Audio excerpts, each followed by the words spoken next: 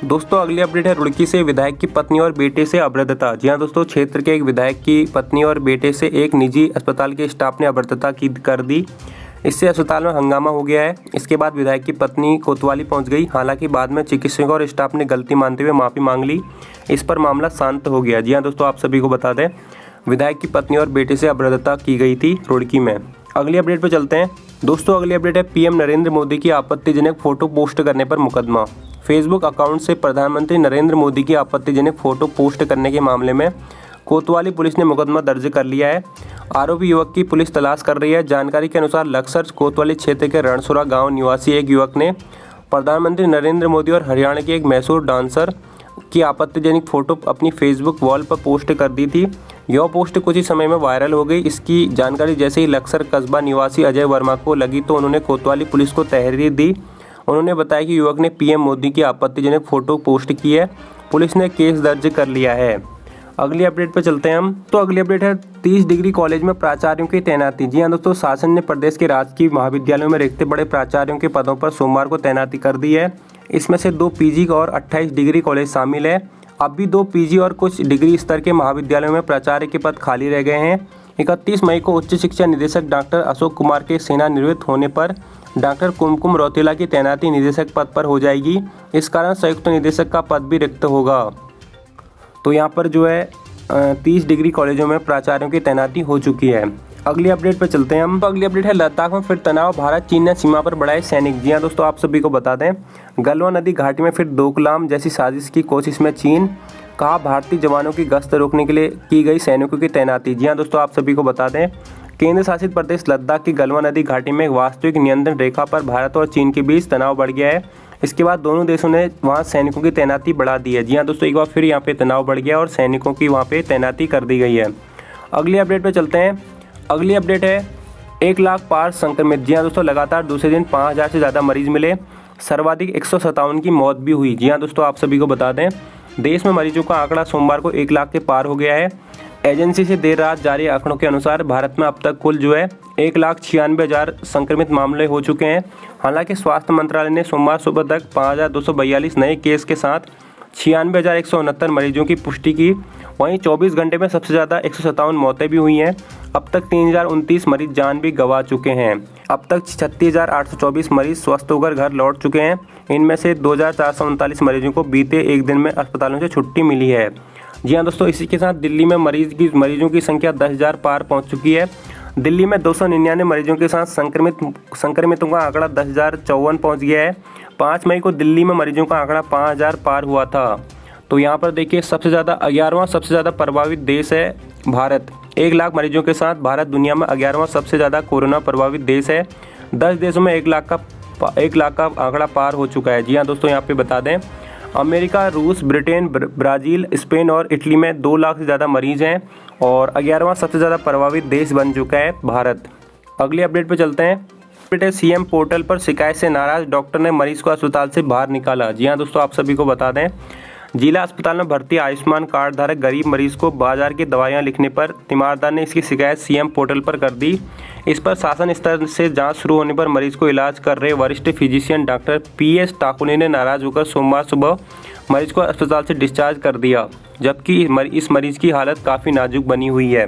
मामला गरमाने के बाद अस्पताल ने पीएमएस डॉक्टर आरसी पंत ने डॉक्टर टाकुली को लिखित रूप से चेतावनी दी है। दोस्तों, इस प्रकार से मामले भी देखने को मिल रहे हैं। अगले अपडेट पे चलते हैं। कांस्टेबल पर हमला करने में 5 लोगों को गिरफ्तार किया गया है काशीपुर से। जी हाँ दोस्तों, काशीपुर यहाँ पे शिकायत में जांच को पहुंचे कांस्टेबल पर जानलेवा हमला करने के आरोप में 5 लोगों को गिरफ्तार किया गया है। जी हाँ दोस्तों, यहाँ पर काशीपुर से ये मामला है, जहाँ पर शिकायत पर जांच को पहुंचे कांस्टेबल पर जानलेवा हमला करने के आरोप में 5 लोगों को गिरफ्तार किया गया है। अगले अपडेट पर चलते हैं। दोस्तों, अगली अपडेट है ड्यूटी पर तैनात पुलिसकर्मी से मारपीट, वर्दी फाड़ी। जी हाँ दोस्तों, सिलथाम चौकी पर तैनात पुलिसकर्मी के साथ रविवार रात 6 युवकों ने मारपीट करने के साथ ही उसकी वर्दी फाड़ दी। पुलिस ने लॉकडाउन का उल्लंघन कर सरकारी कार्य में बाधा पहुंचाने और ड्यूटी में तैनात पुलिसकर्मी से मारपीट कर जान से मारने की धमकी देने के आरोप में 6 लोगों के खिलाफ मुकदमा दर्ज कर दिया है। सभी आरोपी फरार हैं। पुलिस गिरफ्तारी के लिए जगह जगह दबिश दे रही है। जी हाँ दोस्तों, यहाँ पे ड्यूटी पर तैनात पुलिसकर्मी से जो है अभद्रता की गई है और उसकी वर्दी भी फाड़ दी गई। सभी लोगों के खिलाफ मुकदमा दर्ज कर लिया गया है। अगली अपडेट पे चलते हैं। अगली अपडेट है प्रवासियों को 2 माह तक फ्री राशन देगी उत्तराखंड सरकार। जी हाँ दोस्तों, आप सभी को बता दें, उत्तराखंड सरकार प्रदेश में आने वाले प्रवासियों को 2 माह तक 5-5 किलो फ्री राशन उपलब्ध कराएगी। राज्य सरकार ने इसके लिए राशन खरीद की प्रक्रिया शुरू कर दी है। जी हाँ दोस्तों, यहाँ पे जो भी प्रवासी दूसरे राज्यों से लौटे हुए हैं उनको 2 माह तक फ्री राशन देगी उत्तराखंड सरकार। और अगली अपडेट पे चलते हैं दोस्तों। अगली अपडेट देख सकते हो यहाँ पे। अगली अपडेट है प्राइवेट लैब से कराए टेस्टिंग हरीश रावत। पूर्व सीएम हरीश रावत ने राज्य में कोरोना की जांच की धीमी गति पर चिंता जताई। उन्होंने सरकार को सुझाव दिया कि यदि सरकारी टेस्टिंग सुविधा नहीं बढ़ पा रही है तो प्राइवेट लैब का उपयोग किया जा सकता है। उन्हें कॉन्ट्रैक्ट देकर जिम्मेदारी दी जाए। लैब वाले जिले जिले जाकर सैंपल एकत्र करेंगे, यह बहुत कठिन नहीं है। जी हाँ दोस्तों, रावत का कहना है कि 16 मई को कहा था कि राज्य में अब तक 740 टेस्ट हुए हैं।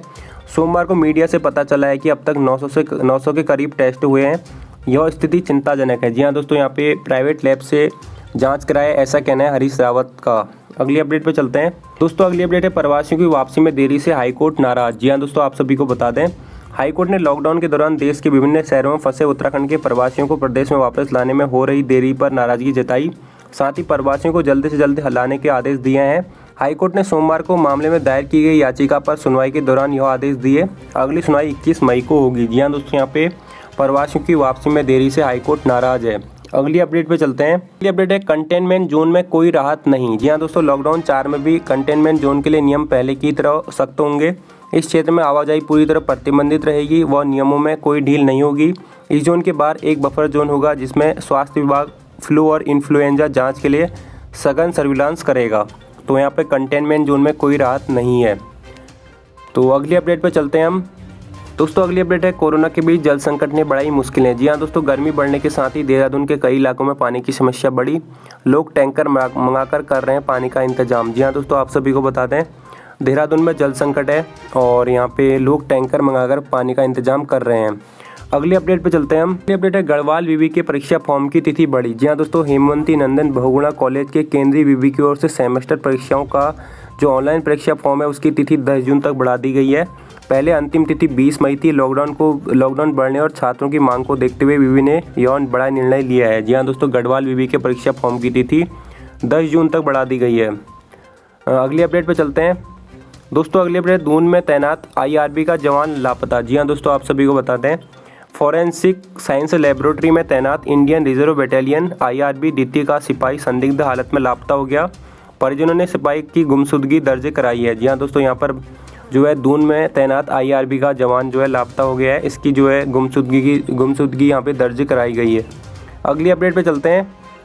अगली अपडेट है पासपोर्ट आवेदन के लिए आरोग्य ऐप जरूरी। जी हाँ दोस्तों, क्षेत्रीय पासपोर्ट कार्यालय में एक दिन में अब 180 आवेदकों को ही स्लॉट मिल सकेगा, जबकि पहले यह संख्या 450 प्रतिदिन थी। वहीं आरोग्य सेतु ऐप को आवेदन के लिए अनिवार्य रूप से शर्त में रखा गया है। जी हाँ दोस्तों, आरोग्य ऐप जरूरी होना चाहिए, तभी आप लोग पासपोर्ट के लिए आवेदन कर पाओगे। अगली अपडेट पे चलते हैं हम। तो गाइस, ये कुछ महत्वपूर्ण खबरें थी। अगर आपको ये वीडियो पसंद आई है तो कृपया इस वीडियो को लाइक करें, शेयर करें और इसी प्रकार की वीडियोस देखने के लिए चैनल को सब्सक्राइब कर सकते हो। मैं आपको मिलूंगा फिर किसी नई वीडियो के साथ, तब तक के लिए बाय। Thanks for watching.